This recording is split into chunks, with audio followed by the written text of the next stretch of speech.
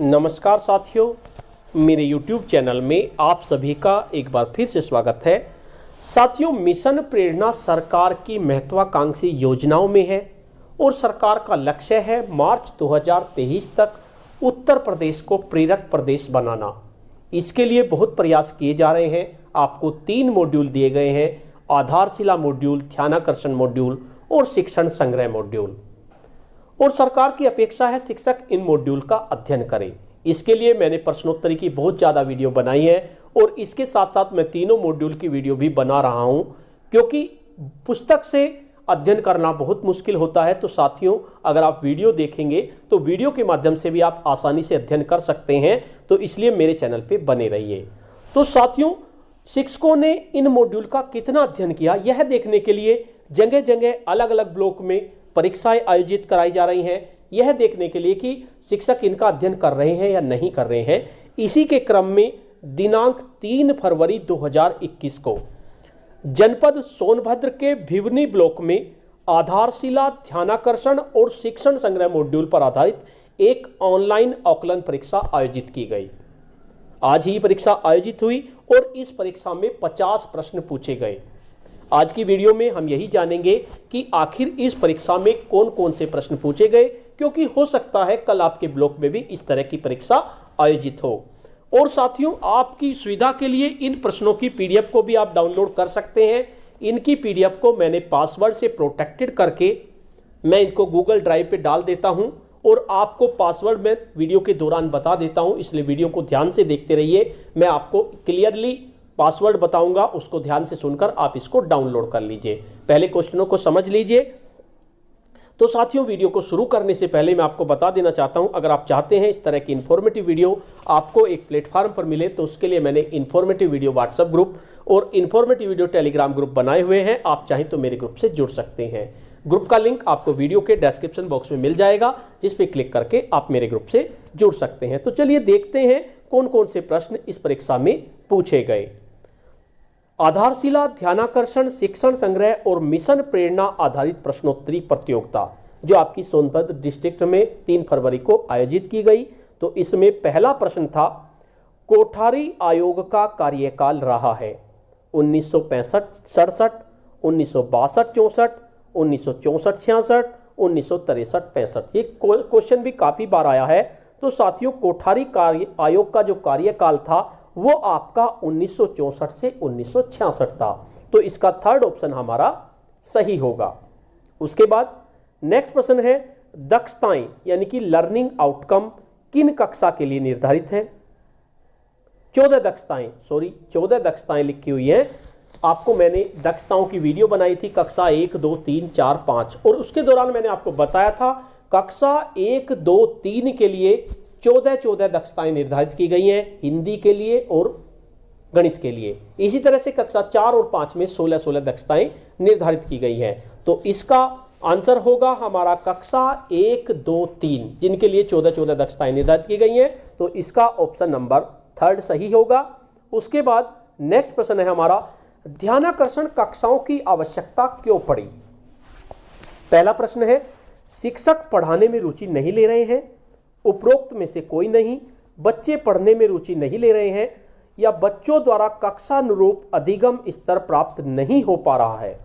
तो साथियों, ध्यानाकर्षण की आवश्यकता क्यों पड़ी? क्योंकि बच्चों के द्वारा जो कक्षा जिस कक्षा में वे हैं उसके अनुरूप उनका अधिगम स्तर प्राप्त वे नहीं कर पा रहे हैं, इसलिए ध्यानाकर्षण की आवश्यकता पड़ी। तो ये हमारा क्वेश्चन नंबर 4 इसका आंसर सही होगा। उसके बाद नेक्स्ट प्रश्न है, बच्चों द्वारा कक्षानुरूप अधिगम स्तर न प्राप्त कर पाने के कारणों में से नहीं है। सभी कारण आपके दिए गए हैं, एक कारण ऐसा है जो इसमें नहीं होता, बाल केंद्रित शिक्षण विधियों का प्रयोग न करना और बच्चों के अनुरूप शिक्षण न देना, ये एक कारण है। पारिवारिक शैक्षिक वातावरण तथा अध्यापक का कठोर व्यवहार, यह भी एक कारण है। आर्थिक, सामाजिक या मानसिक रूप से विशेष स्थिति और पाठ्य सामग्री का कठिन और उबाऊ होना। तो पाठ्य सामग्री कठिन और उबाऊ है इसलिए भी नहीं प्राप्त कर पाते। पारिवारिक स्थिति का भी है। आर्थिक स्थिति से कोई ज़्यादा प्रभाव नहीं पड़ता। आर्थिक, सामाजिक या मानसिक रूप से विशेष स्थिति, इसमें तो प्रभाव पड़ता है। हालांकि मैंने इसका तीसरा ऑप्शन लगाया है अब मेरे याद आ रहा है, क्योंकि तीसरा ऑप्शन तो इसका आता है जो मानसिक रूप से विकलांग होते हैं उनकी वजह से भी वे अधिगम कक्षा अनुरूप अधिगम स्तर प्राप्त नहीं कर पाते, तो इसका तीसरा ऑप्शन भी सही है। इसका आंसर होगा बाल केंद्रित शिक्षण विधियों का प्रयोग न कर पाना और बच्चों के अनुरूप शिक्षण न होना। शायद इसका ये आंसर होना चाहिए मेरे अनुसार। मैं थोड़ा सा इसमें कंफ्यूज हूं, अगर आपको सही लगता है तो आपको दूसरा ऑप्शन लगता है, क्योंकि कक्षानुरूप अधिगम स्तर न प्राप्त करने के कारण 5 कारण दिए गए हैं। उसमें शिक्षक की कठोर व्यवहार भी दिया हुआ है, पारिवारिक शैक्षणिक स्थिति वातावरण दिया है और आर्थिक स्थिति भी उसमें दी गई है। उसमें एक तो ये नहीं दिया पाठ्य सामग्री का कठिन और उबाऊ होना और एक बाल केंद्रित शिक्षण विधियों का प्रयोग न कर पाना। तो मेरे अनुसार या तो इसका ऑप्शन फर्स्ट होगा या इसका ऑप्शन फोर्थ होगा। हम इसे फर्स्ट पे क्लिक करते हैं। उसके बाद नेक्स्ट प्रश्न है क्यूआर कोड की फुल फॉर्म क्या है।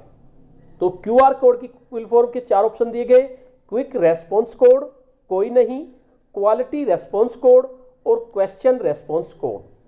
तो क्यूआर कोड की फुल फॉर्म जो होती है वो आपकी क्विक रेस्पॉन्स कोड होती है, तो इसका फर्स्ट ऑप्शन आपका सही होगा। उसके बाद नेक्स्ट प्रश्न है ध्यानाकर्षण मॉड्यूल का विकास किस उद्देश्य के लिए किया गया है। कक्षा में कमजोर बच्चों की सहायता के लिए, लर्निंग आउटकम की संप्राप्ति दर को अपेक्षानुरूप लाने के लिए, सभी उपचारात्मक शिक्षण के लिए। भाई उपचारात्मक शिक्षण भी वही है आपका कि लर्निंग आउटकम की संप्राप्ति दर को अपेक्षानुरूप लाने के लिए है और कक्षा में कमजोर बच्चों की सहायता के लिए भी उपचारात्मक प्रशिक्षण है, तो इसका सभी आंसर सही होगा। सभी पे हम क्लिक करते हैं। उसके बाद नेक्स्ट प्रश्न है हमारा ध्यानाकर्षण कार्यक्रम किस कक्षा के लर्निंग आउटकम पर कार्य करना है। पिछली कक्षा, अगली कक्षा, उपरोक्त दोनों, वर्तमान कक्षा। तो ध्यानाकर्षण कार्यक्रम जब स्टार्ट करेंगे तो उसके लिए आपको आकलन प्रपत्र बनाने होंगे और जब आप आकलन प्रपत्र बनाएंगे तो मान लीजिए आप कक्षा 8 का आकलन प्रपत्र बना रहे हैं तो आपको 1 क्लास से लेकर 7 क्लास तक के लर्निंग आउटकम लेने होंगे जिसके आधार पर आपको आकलन प्रपत्र बनाना है। यानी ध्यानाकर्षण में पिछली कक्षा पर आपको कार्य करना है, तो इसका फर्स्ट ऑप्शन आपका सही होगा। उसके बाद नेक्स्ट प्रश्न है भाषा सीखने सिखाने का क्रम क्या है। तो मैंने कई बार बताया भाषा सीखने सिखाने का क्रम सुबोपली होता है, यानी सुनना, बोलना, पढ़ना, लिखना। पहला ऑप्शन हमारा सही है।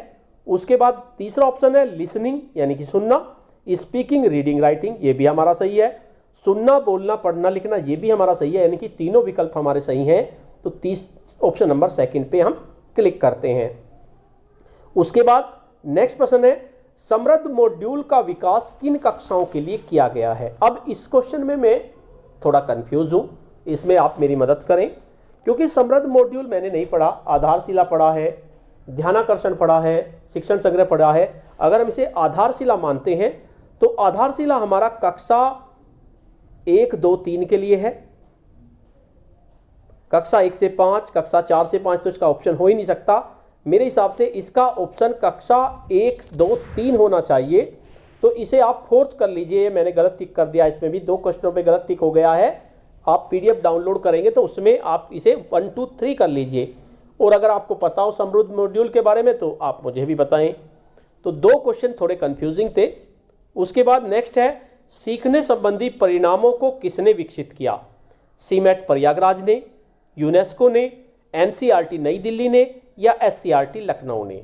तो सीखने संबंधी परिणाम जो हैं वे NCERT नई दिल्ली ने विकसित किए हैं, तो इसका थर्ड ऑप्शन हमारा सही होगा। उसके बाद नेक्स्ट प्रश्न है हमारा मिड डे मील के अंतर्गत क्या नहीं है। रसोइया कर्तव्य, ये तो होता है मिड डे मील के अंतर्गत। बाल अधिकार, मीनू, विद्यालय में रसोई गैस, तो ये भी होती है विद्यालय में रसोई गैस भी। मीनू भी होता है MDM का। मेरे हिसाब से इसका आंसर बाल अधिकार होना चाहिए, तो हम बाल अधिकार पे क्लिक करते हैं।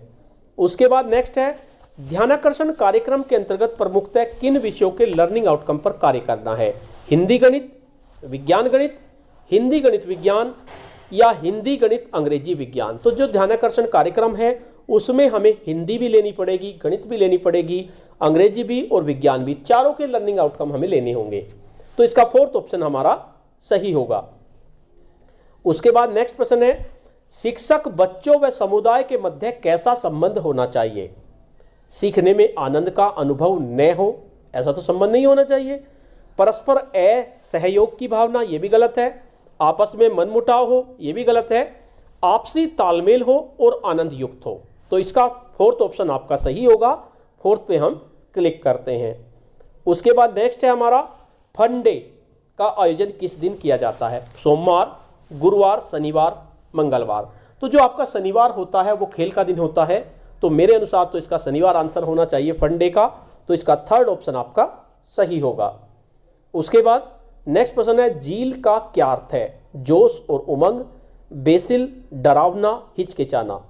तो झील का उमंग होता है जोश और उमंग, और ये आपके शिक्षण संग्रह मॉड्यूल में प्रभावी शिक्षण की सीढ़ी जो है उसमें ए से जेड तक के अक्षर हैं। तो जो जेड वाली आपका शिक्षण विधि है वो आपकी झील ही है, यानी जोश और उमंग ही है। तो इसका फर्स्ट ऑप्शन आपका सही होगा। उसके बाद नेक्स्ट है आपका आधारशिला में वर्णित फाउंडेशन लर्निंग शिविर में क्या कार्य कराया जाता है? कक्षा 1 और 2 के स्तर के बच्चों के लर्निंग आउटकम आधारित शिक्षण किया जाता है, बिल्कुल सही है। बुनियादी शिक्षण के लिए कैंप लगाया जाता है। प्राथमिक स्तर के बच्चों के लिए अभियान चलाया जाता है, इनमें से कोई नहीं। तो इसमें आधारशिला में फाउंडेशन लर्निंग शिविर में कक्षा 1 और 2 के स्तर के बच्चों के लिए लर्निंग आउटकम आधारित शिक्षण किया जाना है। तो इसका फर्स्ट ऑप्शन आपका सही होगा। उसके बाद नेक्स्ट है बाला का फुल फॉर्म क्या है? Building as learning art, building and learning aid, building and learning art और बिल्डिंग एज लर्निंग एड। तो इसका फोर्थ ऑप्शन आपका सही होगा। फोर्थ पे हम क्लिक करते हैं। उसके बाद नेक्स्ट है ब्लॉक स्तर पर एआरपी द्वारा प्रेरणा ऐप के माध्यम से किया जाना है केवल अवलोकन, कोई नहीं, अंशकालिक अनुसरण या पूर्णकालिक अनुसरण। तो ब्लॉक स्तर पर जो एआरपी करेंगे प्रेरणा ऐप के माध्यम से वो पूर्णकालिक अनुसरण करेंगे। तो ये हमारा पूर्णकालिक सही होगा। इस पे हम क्लिक करते हैं। उसके बाद नेक्स्ट है हमारा आधारशिला शिक्षक हस्तपुस्तिका विकसित की गई है मुख्यतः कक्षा 1, 2, 3 को पढ़ाने वाले शिक्षकों हेतु, मुख्यतः कक्षा 1, 2, 3 में पढ़ने वाले बच्चे हेतु, मुख्यतः कक्षा 1, 2, 3 को पढ़ाने और पढ़ने वाले दोनों हेतु, इनमें से कोई नहीं। तो जो आधारशिला है वो मुख्यतः आपकी कक्षा 1, 2, 3 को पढ़ाने वाले बच्चों के लिए, शिक्षकों के लिए है और पढ़ने वाले बच्चों के लिए भी है मेरे अनुसार। तो मैं इसमें थर्ड पे क्लिक करूंगा। ये भी थोड़ा सा कंफ्यूजिंग है, तो थर्ड ऑप्शन हमारा इसका सही होगा।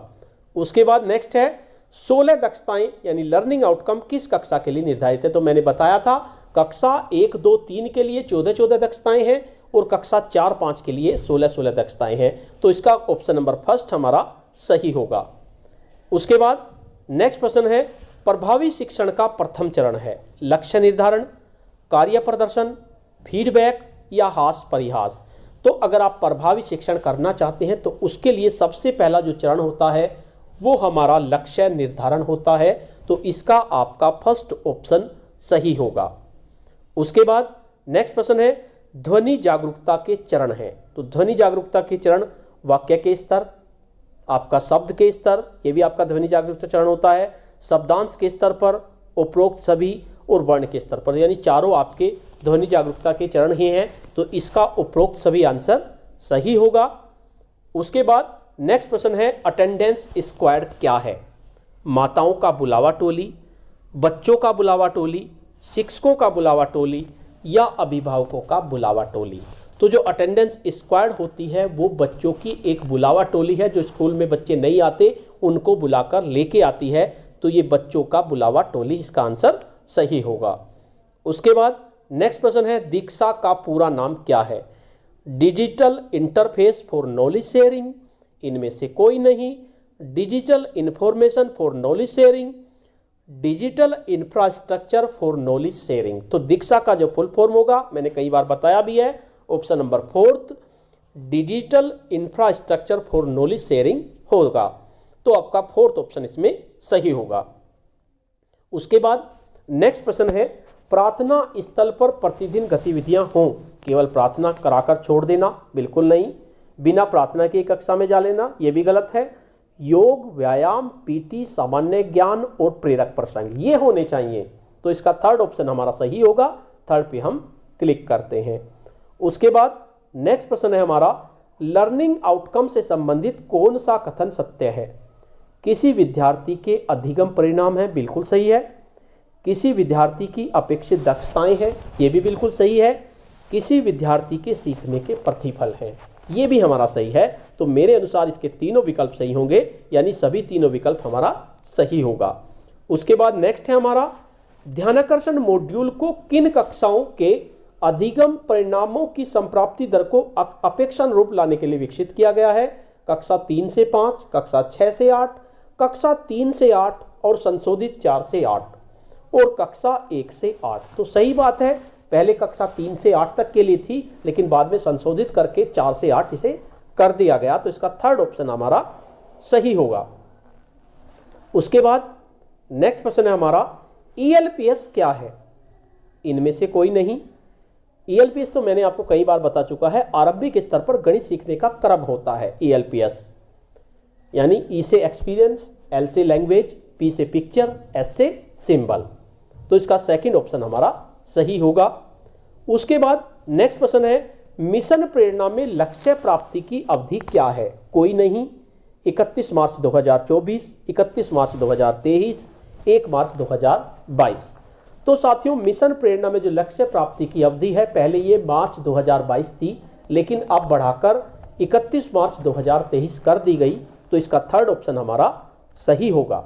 उसके बाद नेक्स्ट प्रश्न है, आधारशिला में लर्निंग आउटकम किस भाग में दिए गए हैं? तो जो लर्निंग आउटकम के बारे में चैप्टर में बारे में बताया गया है कि लर्निंग आउटकम कितने प्रकार के होते हैं, तो वे तो हमारे भाग 1 में दिए गए हैं। वैसे थोड़े थोड़े लर्निंग आउटकम आपके 2 में भी दिए गए हैं, 3 में भी दिए गए हैं, वो दिए गए हैं इस तरह से। लेकिन आधारशिला में मेनली जो है लर्निंग आउटकम की जो परिभाषा है वो हमारी भाग 1 में ही है कि कितने तरह के लर्निंग आउटकम हमारे होते हैं। उसके बाद नेक्स्ट प्रश्न है, आधारशिला हस्त पुस्तिका में आरंभिक स्तर पर भाषा विकास मॉड्यूल के किस भाग में वर्णित है? साथियों, आधारशिला में हमारे 6 भाग दिए गए हैं, तो उसके भाग 1 में तो ये आवश्यकता है इसकी क्यों पड़ी।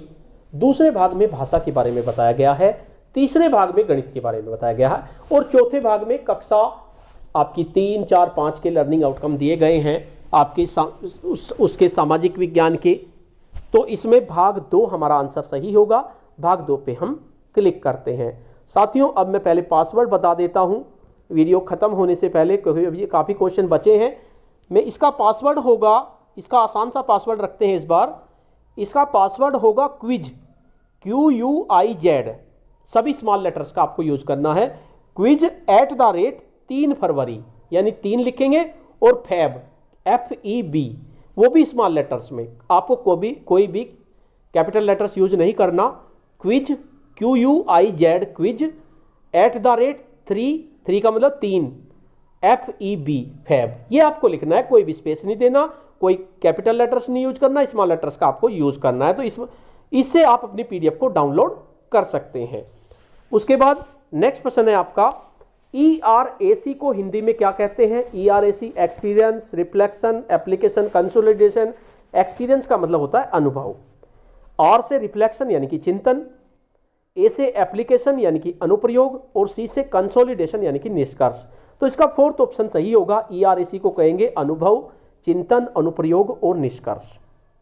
नेक्स्ट प्रश्न है हमारा, स्कूल एट ए ग्लांस क्या है? अध्यापक प्रोफाइल बोर्ड, विद्यालय प्रोफाइल बोर्ड, छात्र प्रोफाइल बोर्ड या अभिभावक प्रोफाइल बोर्ड?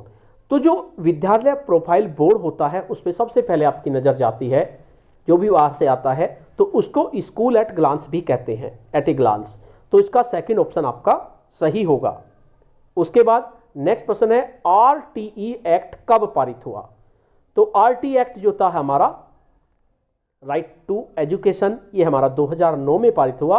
तो इसमें 2009 आंसर हमारा सही होगा।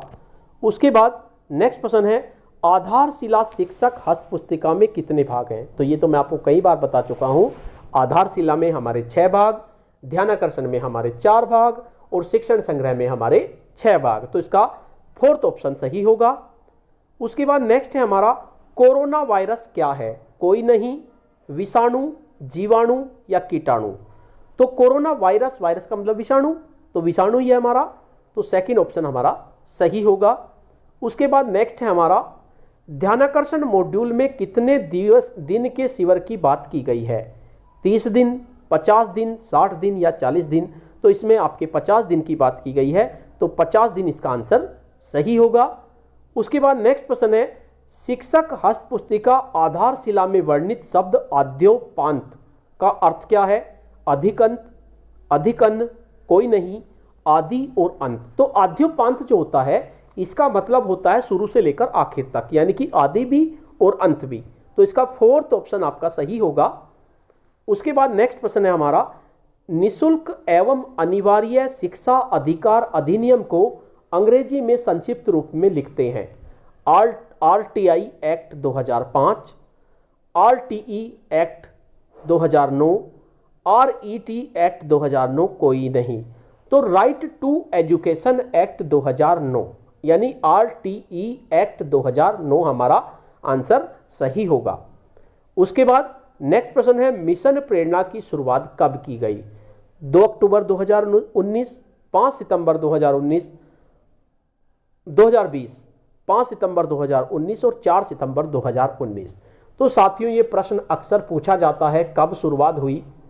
तो वैसे शुरुआत तो इसकी 5 सितंबर की पूर्व संध्या पर हुई थी, यानी कि 4 सितंबर को शाम को मुख्य योगी आदित्यनाथ जी ने, हमारे मुख्यमंत्री हैं, उन्होंने इसकी शुरुआत की थी 4 सितंबर को शाम को। टीवी पर प्रोग्राम भी आया था, मैंने भी देखा था वो। लेकिन इसकी लागू कब हुआ था? लागू आपका 5 सितंबर 2019 से हुआ था। तो शुरुआत की बात करें तो 4 सितंबर 2019, और अगर लागू की बात करें तो 5 सितंबर 2019। तो इस प्रश्न के अनुसार इसका जवाब 4 सितंबर 2019 होगा। उसके बाद नेक्स्ट है आपका, शिक्षक द्वारा आदर्श वाचन करने में कितना समय देना चाहिए? 20 मिनट, 10 मिनट, 15 मिनट, 5 मिनट। तो साथियों शिक्षक द्वारा आदर्श वाचन में बस 5 मिनट काफ़ी है, 5 मिनट देना चाहिए। तो 5 मिनट हम क्लिक करते हैं। उसके बाद नेक्स्ट है, हम प्रतिदिन बच्चों के साथ जो कार्य करते हैं उसे किस में दर्ज करते हैं? नोटबुक में, पाठ योजना में, शिक्षक डायरी में, हस्तपुस्तिका में। तो हम प्रतिदिन बच्चों के साथ जो कार्य करते हैं उसे हम शिक्षक डायरी में दर्ज करते हैं। तो इसका हमारा 3rd ऑप्शन सही होगा। उसके बाद नेक्स्ट है हमारा, फाउंडेशन लर्निंग कोर्स है माध्यमिक शिक्षा के लिए, उच्च शिक्षा के लिए, प्राथमिक शिक्षा या बुनियादी शिक्षा के लिए, या पूर्व प्राथमिक शिक्षा के लिए। तो हमारा जो फाउंडेशन लर्निंग कोर्स है ये हमारा प्राथमिक शिक्षा यानी कि बुनियादी शिक्षा के लिए है। इसका 3rd ऑप्शन हमारा सही होगा। उसके बाद हमारा नेक्स्ट क्वेश्चन है, लर्निंग गैप है अपेक्षित अधिगम स्तर, पाठ्यक्रम में निर्धारित दक्षताओं और बच्चों द्वारा अर्जित दक्षताओं के मध्य पाया जाने वाला अंतर, वास्तविक अधिगम स्तर, अपेक्षित और वास्तविक अधिगम स्तर का योग। तो साथियों लर्निंग गैप क्या होता है? जो कक्षा के लिए निर्धारित दक्षताएं होती है और जो बच्चे ने प्राप्त करी वे दक्षताएं, उनके बीच में अंतर होता है। बच्चे सभी दक्षताएं प्राप्त नहीं कर पाते, तो जो अंतर होता है उसे ही हम लर्निंग गैप कहते हैं। तो इसका 2nd ऑप्शन हमारा सही होगा।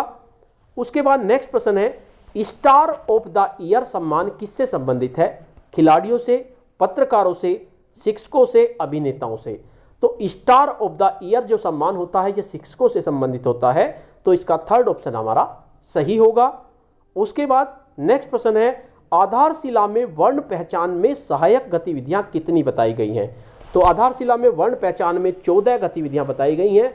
साथियों आप सभी की सुविधा के लिए जल्द ही मैं आधारशिला मॉड्यूल में जितनी भी गतिविधि दी गई हैं उन सब की अलग अलग वीडियो बनाने जा रहा हूं। अगर आपको ये अच्छा लगता है और आप चाहते हैं कि मैं उनकी वीडियो बनाऊं तो आप वीडियो के कमेंट बॉक्स में जरूर लिखें, जिससे कि मैं ज़्यादा से ज़्यादा वीडियो बनाने के लिए प्रेरित हूं। मैं कोशिश करूंगा कि आपको तीनों मॉड्यूल की मुख्य बातों की वीडियो बनाकर उपलब्ध कराऊं। इसके लिए आपको वीडियो के कमेंट बॉक्स में लिखना होगा। तो जो वर्ण पहचान में सहायक गतिविधियां हैं वे 14 गतिविधियां हैं। तो 14 पे हम क्लिक करेंगे। नेक्स्ट प्रश्न है हमारा, टास्क फोर्स द्वारा शैक्षिक गतिविधियों का नियमित अनुश्रवण किया जाएगा? अभिभावक स्तर पर गठित द्वारा, ग्राम सदस्य टीम द्वारा, जिला स्तर पर गठित टीम द्वारा। तो जो जिला स्तर पर गठित टीम होगी उसे टास्क फोर्स कहेंगे और वो शैक्षिक गतिविधियों का नियमित अनुश्रवण करेंगी। तो इसका 4th ऑप्शन हमारा सही होगा। नेक्स्ट प्रश्न है हमारा, ICT का उपयोग कहाँ कर सकते हैं? आप विद्यालय प्रबंधन में भी कर सकते हैं, कौशल विकास में भी कर सकते हैं, कक्षा शिक्षण में भी कर सकते हैं। तो मेरे अनुसार इसका आंसर उपरोक्त सभी होगा, यानी चारों जगह हम इस तीनों जगह इसका उपयोग कर सकते हैं। नेक्स्ट प्रश्न है CWSN का फुल फॉर्म क्या है? Children with special needs, children with specific need, children with specific needs, ये तो दोनों सेम ही क्वेश्चन है, और चिल्ड्रन विदाउट स्पेशल नीड। तो CWSN का मतलब होता है चिल्ड्रन विद स्पेशल नीड्स, यानी जिनको स्पेशल नीड्स की आवश्यकता होती है ऐसे बच्चे। नेक्स्ट है लर्निंग आउटकम है निर्धारित पाठ्यक्रम के अनुसार अपेक्षित दक्षताएं, बिल्कुल सही है। किसी कक्षा के विभिन्न विषयों में बच्चों के ज्ञान का मापदंड, ये भी आपका मुझे सही लग रहा है। बच्चे की प्रगति का गुणात्मक और संख्यात्मक रूप से अवलोकन के बिंदु, ये भी हमें सही लग रहा है। यानी लर्निंग आउटकम का मेरे अनुसार 30 सभी ऑप्शन सही होगा। उसके बाद ये हमारे पूरे 50 प्रश्न हो गए। तो साथियों मैंने कोशिश की है ज़्यादा से ज़्यादा सही प्रश्नों के जवाब देने की। 2 प्रश्न मुझे डाउटफुल लगे, उनका मैंने निशान कुछ और लगा रखा है और बाद में मुझे पता चला कि इसका आंसर और कुछ होना चाहिए। तो अगर आपको वे डाउटफुल लगते हैं तो आप उन पर अपना सही कर लीजिए। तो साथियों आज की वीडियो में इतना ही। आपको ये वीडियो कैसी लगी? अगर आपको ये वीडियो अच्छी लगी तो इस वीडियो को लाइक कीजिए, शेयर कीजिए और वीडियो पे कमेंट्स कीजिए। और मैंने पासवर्ड आपको बता दिया है, उस पासवर्ड की मदद से आप PDF को डाउनलोड कर लीजिए। तो साथियों अगर आप मेरे चैनल पे नए हैं, पहली बार मेरे चैनल को देख रहे हैं, तो चैनल को सब्सक्राइब कर लीजिए और बेल के आइकन को प्रेस कर दीजिए, जिससे कि आपको नेक्स्ट वीडियो का नोटिफिकेशन मिल सके। धन्यवाद।